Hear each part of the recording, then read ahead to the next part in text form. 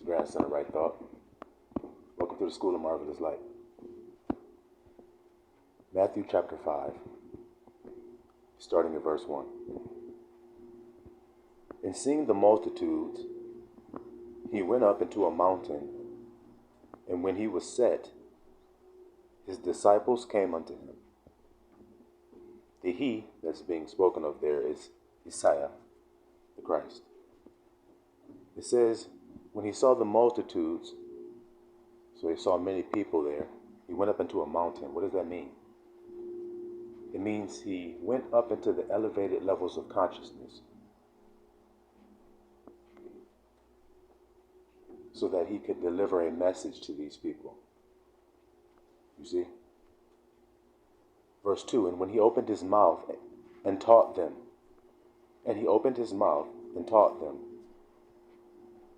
saying, Blessed are the poor in spirit, for theirs is the kingdom of heaven. Blessed are they that mourn, for they shall be comforted. I want y'all to hear those first two blessings. He said, Blessed are the poor in spirit, and blessed are they that mourn. Now, when you look out into this world, what is enticing to you, to the eyes, to the ears? Is it the life of someone who's living the life of luxury that's enticing? Or is it someone who's out there mourning and is poor in spirit? Their zest for life has been broken. Their motivation for chasing after the 3D life has vanished away. Poor in spirit. He says, theirs is the kingdom of heaven.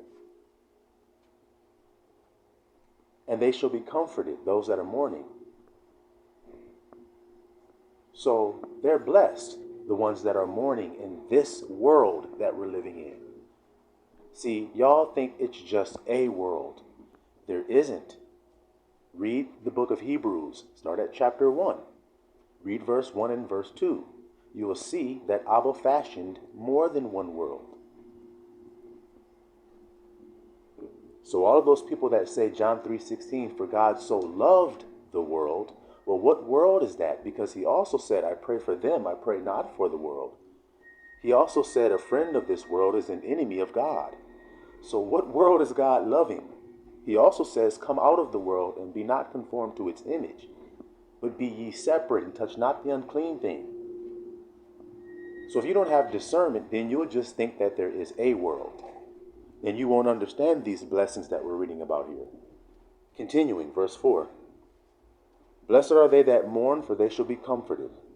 Blessed are the meek, for they shall inherit the earth. Meek is obedient.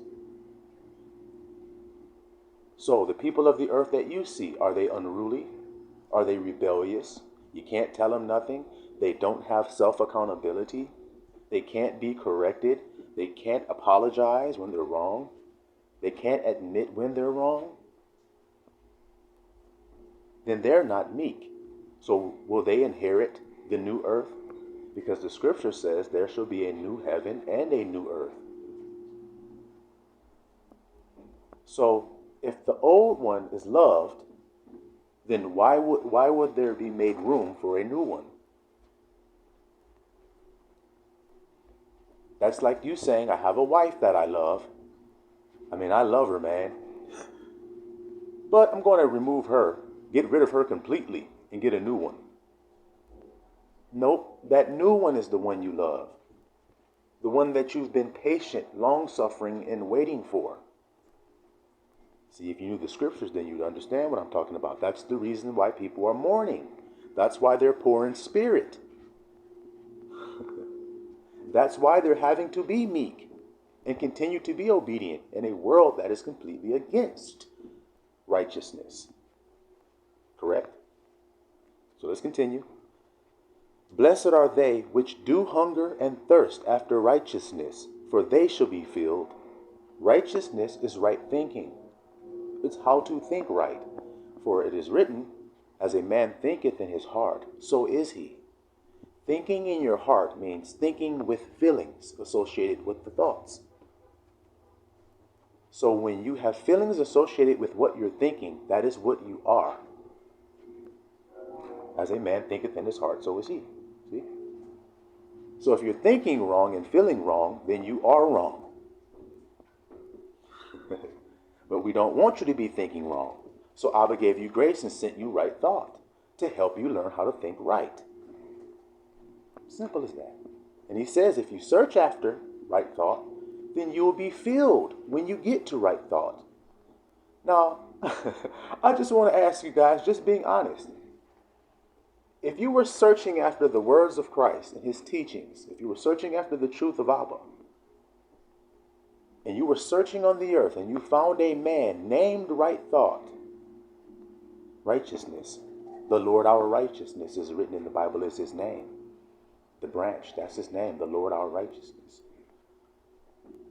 The branch of righteousness, the grandson of right thought.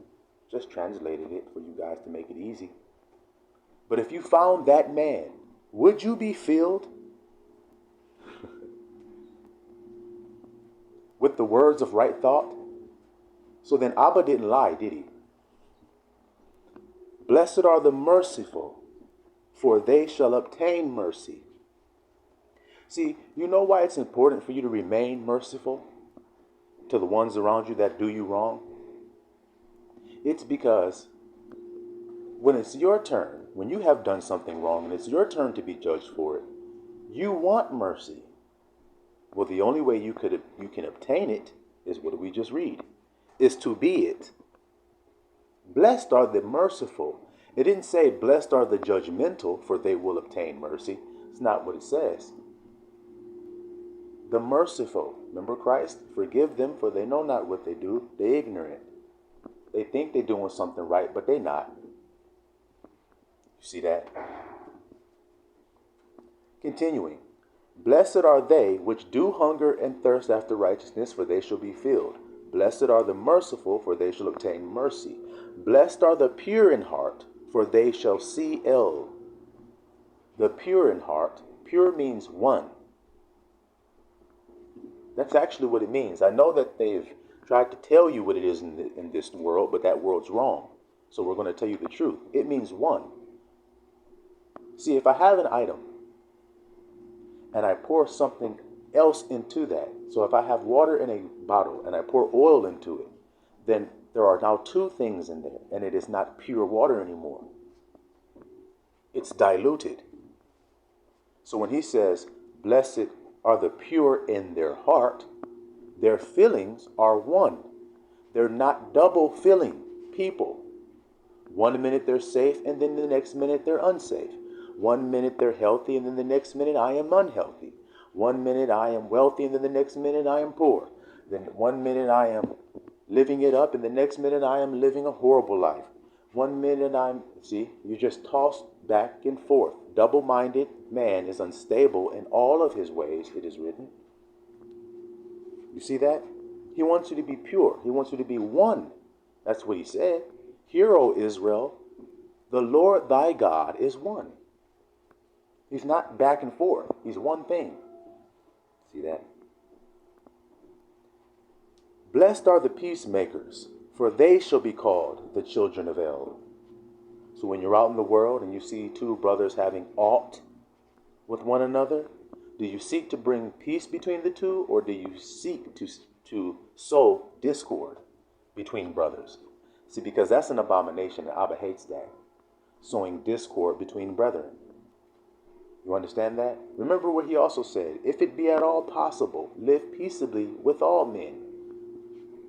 What that statement is telling you is that it's not always possible to live peaceably, even when you're not doing anything. Yahushua taught us that. He did no sin. But look at what happened. It wasn't a very peaceful situation. It caused an uproar. Why? Because that convicts people who are sinning, who don't believe, who don't think that's possible to live righteously. So they give up. They say, oh, well, hell, man, I just go along with the program like everybody else is going. But the minute truth walks in, they're convicted. They're cowards. They're exposed for being curs, bitches, hoes. That's what it means. Because he is not. And so your ideals of everybody is now shattered. So then the question is, why are you, when you had a choice all along? It shows your cowardice. And he says, the fearful shall not enter into the kingdom of heaven. That's why. They don't believe it. The children of Israel entered not into the promised land for what reason? All right then. He says, blessed are you when men shall revile you and persecute you, and shall say all manner of evil against you falsely, for my sake. Let's unpack that verse right there. First of all, here's another blessing. You're blessed when what? When men are reviling you. You're blessed. So y'all see how I be shrugging my shoulders like, I don't care what y'all think, just laughing? That's why, because of this right here. I'm blessed when you do that. That's what it means. He says, they shall persecute you. There's another part of that verse.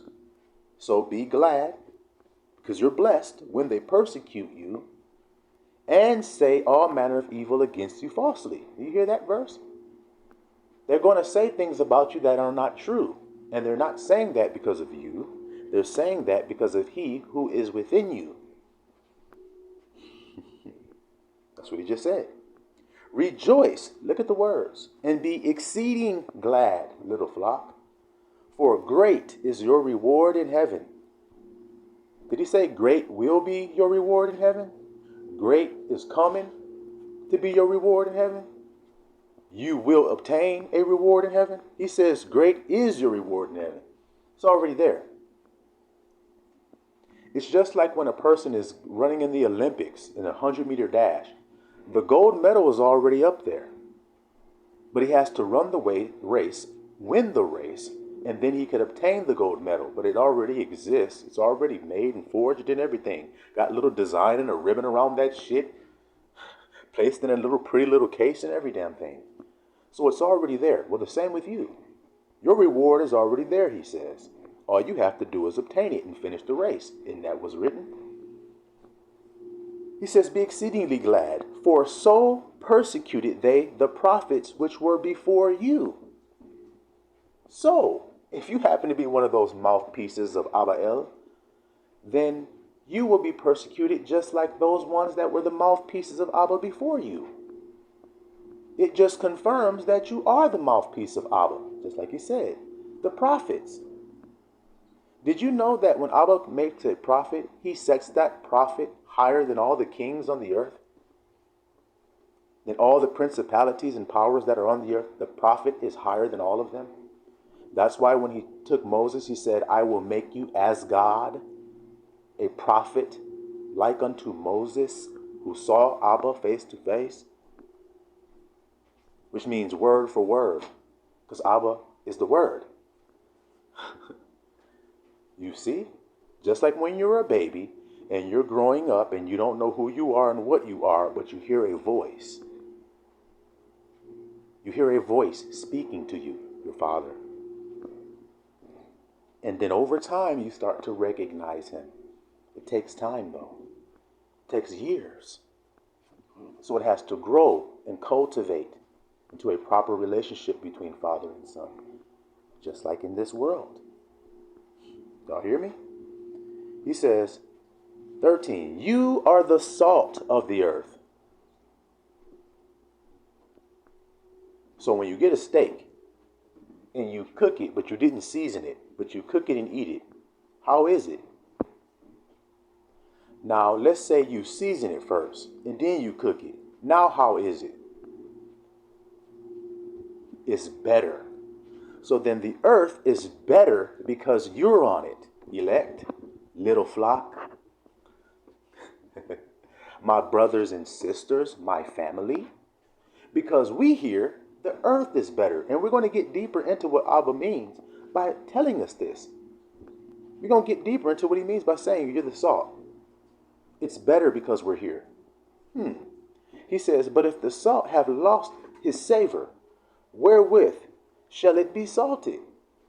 The earth.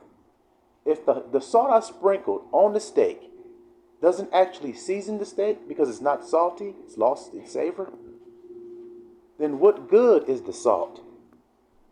It is therefore good for nothing, he says, but to be cast out and trodden under foot of men. It doesn't do any good. It's not prospering me to put this salt on this steak. I'm going to throw it in the trash. It ain't no good. You see? You are the light of the world. I want y'all to understand that word light. You are the light. What does light mean? In the beginning, there was darkness. And the face of Abba hovered over the face of the deep, and it was void.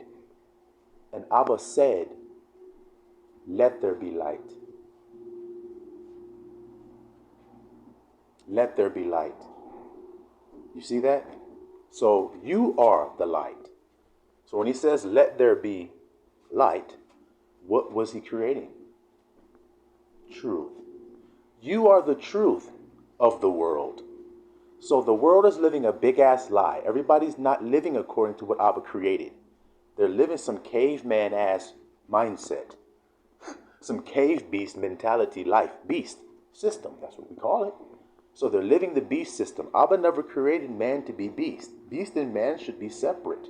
That's why Abba says for you to be separate, because you're actually the truth. You notice how Abba created male and female. Now, what are they doing in this world right now? Going against that, going in a perverse way as their father Esau. See that? He says, you are the light of the world. A city that is set on a hill cannot be hid. Why you throw that in there? A city set on a hill cannot be hid. Now, what city is on a hill? Jerusalem is. Jerusalem is your heart. So your heart that's inside of your body, hidden in there, tucked away, like the genetic code for a butterfly that's tucked away in that caterpillar. So it is with you. That thing that's tucked away in there, it can't be hidden. It's shining when you walk around, and people see it. That's obviously what it means. If you were on the earth and you were looking up to a high place and you saw some lights up there, you would say, it looks like a city set on a hill. That's what he said. It cannot be hidden. Neither do men light a candle and put it under a bushel. You don't light a candle and then put a basket on top of it. What's the point of that? It's going to go out. So Abba didn't create you to cover you up. That's the point, is what he's saying. You can't, because you can't survive if you're covered up. I want y'all to hear that and receive that into your spirit and dissect that information. If you're covered up, then you won't survive. You'll be snuffed out. So you have to be open so that you can breathe the air. You hear me? But on a candlestick, so you don't put it under a bushel, but you put it on a candlestick, on a pedestal, in other words. So because y'all are my special truth children, I'm going to put you in the world, that fake dark world, because it's dark there. I'm going to put you there, and I'm going to elevate you and put you on a pedestal so everybody can see you, so that they'll come to you. The ones that are blinded in the darkness and lost. That's what he said. He says, a great light has shone in the darkness. Read the prophets and see if it says that. He says, and it giveth light unto all that are in the house. So all the people that are on the earth, living in darkness, they cannot see. But when the light is there and is on, then it gives light to everybody who's near the light. Obvious. It gives truth, in other words. It shines the ray of truth onto everybody, and they are affected by it. You will literally see people start copying you or emulating you. And that's actually a good thing if you're in righteousness, because they're not emulating you. They're imitating Christ now. That's what you want, baby. You want everybody imitating Christ. That's the whole point.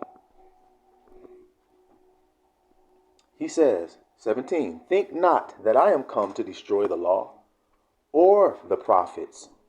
I didn't come to destroy anything that they said. I am not come to destroy, but to fulfill what they said.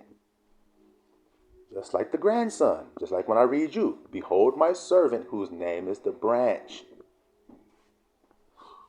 A branch shall sprout forth from the rod of Jesse. I'm fulfilling it. I'm not destroying nothing that's in there. I'm here to fulfill what is written in there about me. Same thing. Christ said, follow me. How, if it's what's happened to him is not happening to you, then how are you following him? That confuses me. If you're following somebody through a trail, the same thing that happens to them happens to you. If it starts raining, y'all will both feel the rain. If it floods, y'all will both be in the flood. If there's an earthquake, y'all will both experience it because you're following that guy. If you go down into a dark valley, y'all are both down in there in the dark valley. That's why it's written, though I walk through the valley of the shadow of death, I shall fear no evil. Why? Because thou art with me. That's what I just said to you in so many words. Whosoever therefore shall break one of these least commandments, and shall teach men so, he shall be called the least in the kingdom of heaven. But whosoever shall do and teach them, the same shall be called great in the kingdom of heaven. You hear that? Love God and love your neighbor as yourself. If anybody decreases from those laws or pulls away from them or denies them or tears them down, then they are no friend of the kingdom. That's why they're going to be called the least. For I say unto you that except your righteousness shall exceed the righteousness of the scribes and Pharisees, you shall in no case enter into the kingdom of heaven. What does he mean by that? Who are the scribes and Pharisees? They are the people who look outwardly righteous in your world. They appear the most outwardly righteous. Hear me clearly. That's why he said your righteousness must exceed theirs. So if you look at them, the cardinals and the popes and the church pastors and the bishops and the deacons and the elders and all of these things like this, rabbis and all of this, if you look at them and you say, well, those guys are righteous, they're living it up the righteous way, they're holy, then you got to exceed them. Now, how do you do that? By doing what I just told you, understanding that righteousness is right thinking. It is not outside of yourself like they're doing. So I'm going to exceed what you're doing by thinking right on the inside. You're thinking right on the outside. That's why he says, do as they do, but don't do what they say, because their inside is filthy, but their outside is clean. Isn't that what he said? They wash the outside of the cup, but they don't clean the inside of the cup. Is that what he said? He said they be white as sepulchres. They be full of dead men's bones, but they appear beautiful on the outside, just like a coffin. Is that what he said? 21. You have heard that it was said of them of old time, thou shalt not kill. Listen, y'all. And whosoever shall kill shall be in danger of the judgment. But I say unto you, hear that clearly, but I say unto you. So you have heard through the interpretation of men of what Abba was saying. Men interpreted it. And so that's how they interpreted it. Don't kill or you shall be in danger of judgment. But I'm going to bring some clarity to it, is what he's saying. I say unto you that whosoever is angry with his brother without a cause shall be in danger of the judgment. Stop. So did he say if you're angry at your brother, you're wrong? It's not what he said. He said if you're angry without a cause, if you're angry with your brother for no reason, then you're in danger of judgment. Now, the anger that's going on, is it going on outside of that man, or is his anger in his heart? His thoughts and his feelings. You all can admit that you have looked at someone, thought thoughts about them, and your feelings started to be kindled in wrath. Your blood started to boil inside. That's where we want to do the work at. You think you're doing the work because when that person walked up to you, you said, hi, you shook their hand and you smiled. That's called deceit. We want to clean the inside of the cup. Wait a minute. Why am I harboring hatred for my brother in my heart like that? Why am I envious of him? I'm not supposed to do that. That's wrong. Love your brother, man. Love your neighbor as yourself. You want somebody sitting there thinking that way about you? Just sitting in the corner, just thinking evil about you without any reason? You hear me or you don't hear me? Okay. He says, and whoever shall say to his brother, Raka, shall be in danger of the council, fool. But whosoever shall say, thou fool, shall be in danger of hellfire. See, you fool shall be in danger of hellfire. So when you're basically speaking evil in your heart towards another person wrongfully without a cause, you're in danger of hellfire for that. 23. Therefore, if thou bring thy gift to the altar, and there thou rememberest thy brother hath aught against thee, leave there thy gift before the altar, and go thy way, and first be reconciled to thy brother, and then come and offer thy gift. Do you hear what the master is saying? He's talking about your relationships with others. Y'all are focusing on doing other things to appear righteous. I want y'all to focus on your relationship with each other. That's what he's saying. Let's jump ahead some. Let's jump ahead.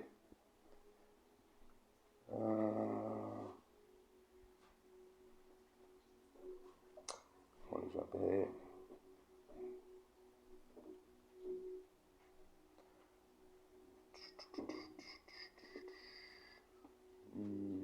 Okay.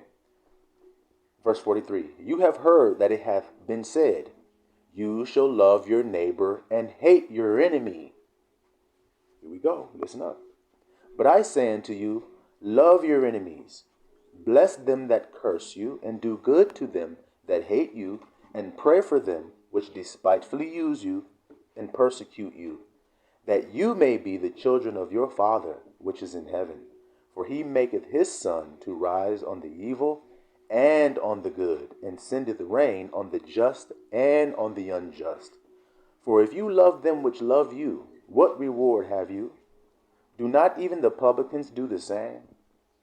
So even if you got a gang of thieves, don't they love each other? Crack beers together after they've hit their lick and take care of each other? He says, ain't it easy to do that with your own?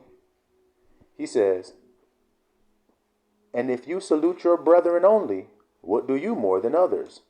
Do not even the publicans so? Be ye therefore perfect, even as your Father which is in heaven is perfect. So in other words, when I meet somebody, I don't know anything about them, then I act appropriate with them. For I may be entertaining an angel unawares. Do you hear that? Be careful how you entertain strangers, the Bible says. Now, if you know somebody's straight up wicked as hell and is just a damn demonic ass person, that's one thing. That's not what Christ is talking about there. That's where discernment comes in for you. He's not saying be a damn fool. Stand there, and if you know this nigga's being wicked as hell, and this nigga's just an awful ass person, just sit there and just let him do whatever he wants. It's not what Christ is saying. He's talking about hating people for no damn reason. You're just looking, assuming outward appearance, and you're judging outward appearance before ever knowing their heart. You understand that? Before ever understanding their reins, which means why they do what they do, you judge them before that, before knowing those things. Well, you've judged wrong.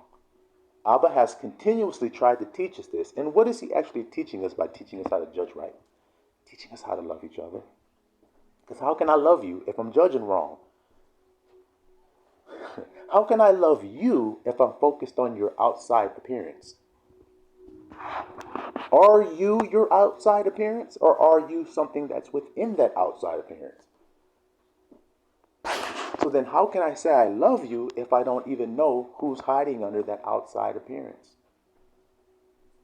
Now, you know how you know people are all going around in this world judging outward appearance?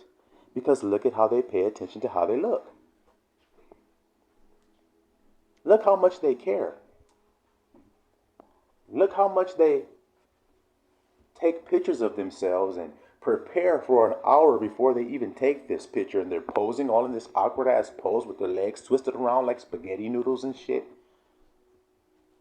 They're going through all of that so that they can appear like they're something. Now, that's something that they want to appear as. I bet you they don't want to appear as nothing negative. That's why they're working so hard to try to appear as something positive or something of value. But the value of a person cannot be determined by outward appearance.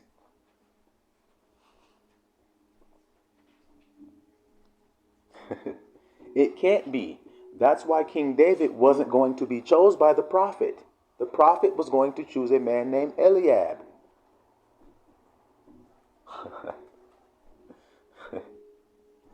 That was the case. He said it out of his own mouth. He even uttered it. This got to be the guy, because he judged outward. Abba said exactly to this man, Abba don't judge like you do. Man judge outward appearance. Okay, so am I a man or am I a spirit? Which one? Am I a flesh and blood man? Let me clarify what I mean. Am I a flesh and blood man or am I a spirit man? Which one am I? Well, it would be determined by how I live, how I respond, how I act, how I do. It will be obvious which one I am. And see, the only way you can become that spiritual man is to be born again. Because if you're not born again, you won't accept any of those scriptures I just read to you. It won't be of value to you. Or as the scripture says, it will be foolishness to you because you're a Gentile in your thinking. You're godless in your thinking. And to the Jew, it's also foolishness, which means to a strict religious person, what I'm saying doesn't make any sense. A rich pastor who has tens of thousands of members at his church in a big super mega church would have to look at that verse and go, wait a minute, blessed are the poor in spirit, blessed are they that mourn, woe unto the rich man. Okay, hold on. It is harder for a rich man to enter into the kingdom of heaven than for a camel to go through the eye of a needle. Wait a damn minute. He may have to rethink his doctrinal teachings. He may have to rethink the way he walks and the way he talks. What's actually important. Because many people have been duped and fooled by what's on the outside. I can put some clothes on and that will make a person feel differently about me. Yep. Yes, grandson, you're kind. Yes, you're patient. Yes, you're merciful. Yes, you are tenderhearted. Yes, you are fierce. Yes, you are truthful. But if you change those clothes you have on, grandson, and put on poor man's clothes, none of that will matter to them. Now, I want to take you, grandson, and I want to strip you of your kindness, of your patience, of your long-suffering, of your rejoicing in the truth, of your temperance, of your peacemaker's heart. I want to strip you of all of that. And now I'm going to put on to you the most expensive clothing and jewelry. Now stand before the people. Don't say anything at all. Just stand there and watch how they act. That's light in this world. It is darkness in truth. It is false light. What is? Dressing the outward up. Abba tells men not to do it. He also tells women not to do it. And niggas still do it. It's crazy, like I said. It's really insane. It's really sick. He tells women, do not get caught up in the outward adorning, the braiding up your hair in a beautiful, fashionable way, and wearing the nicest fashions and the nicest jewelries. Do not get caught up in thinking that's what's most important, but let it be the hidden person of the heart. That's what he said. Let that be your adorning. Let that be your beautiful clothing.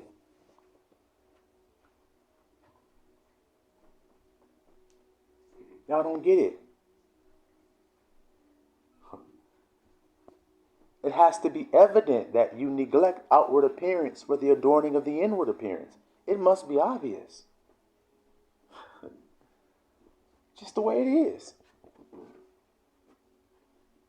But that's what they do. They sell false light for light. Okay, I'm going to put this robe on with a cross on it, and then I'm going to stand up there. Watch how the people act. Watch how they're going to act. They're going to love me. I'm going to walk with 5 guys around me with earpieces in their ear and sunglasses on with their hands in front of them, crossed in front of them and shit. I'm going to walk with those guys. People are going to think I'm important.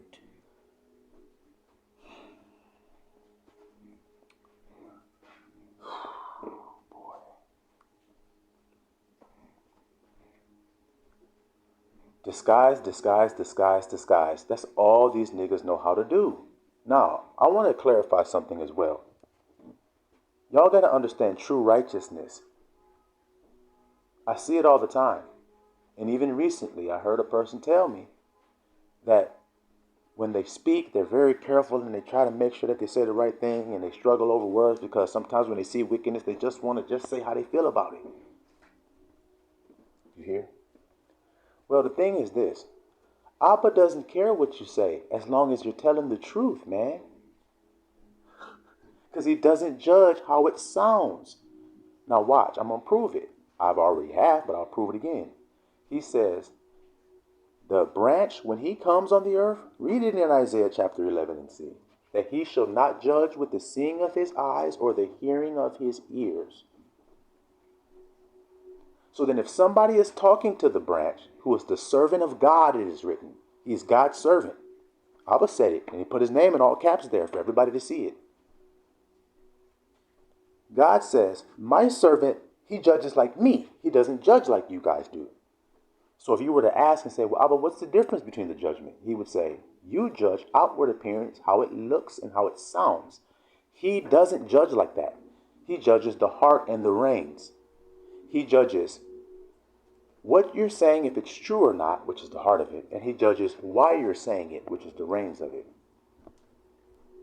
So if I hear a person saying, you disgusting, nasty ass fucking devils, y'all niggas is sickening with this shit. If I heard a person say that, I would judge what they're saying from their heart and why. They're saying they are sick and tired. I'm going to translate it in clean terms for everybody. I'm just going to translate. That person is saying that they are sick and tired of the wickedness and the sickness that people have in this world. To just do wickedness and sin with a reprobate mind, which means they can't stop doing it. That's terrible to live around, isn't it? If you lived in your house, your beautiful, orderly house, and all of a sudden you had a child that was like a fucking Tasmanian devil, and he was tearing your house up and just wouldn't listen and wouldn't do anything right, would it be a pleasure to live with him? I don't think so. You feel like you're living with Dennis the damn Menace. So I don't think you'll be having a good time living with him. Same thing with on earth with you. It says that Lot was vexed, which means irritated, stressed out. When you go, oh, exasperated, pissed off, that's what vexed means. The Bible say Lot was vexed living in Sodom and Gomorrah with their filthy conversation. He was vexed with it.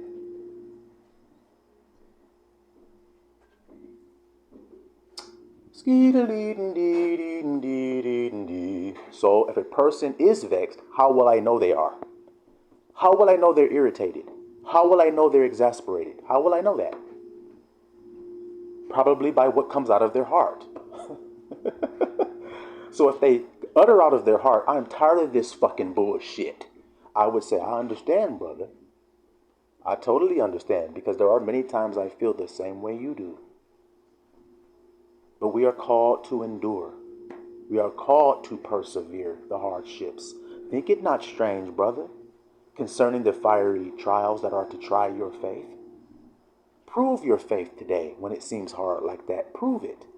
That's what I would say to that, brother. But a lot of you fake Christians would be like, oh my God, look at this guy. Do you hear how he's talking? There's no way he's a man of God.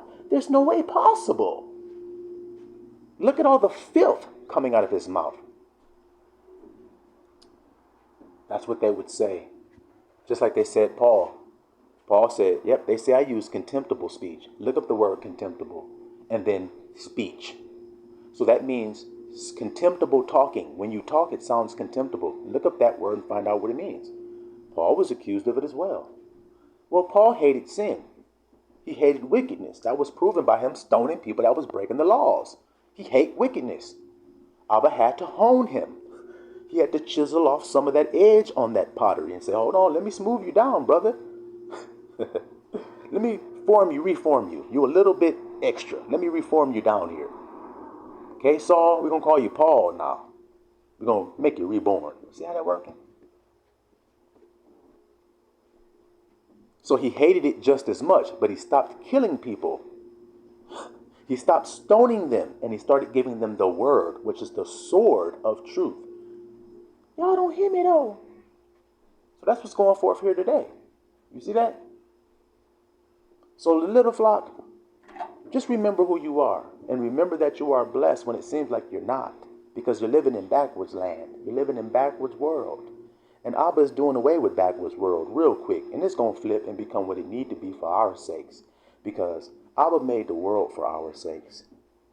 He just gave them a moment. Silawan Mishralah.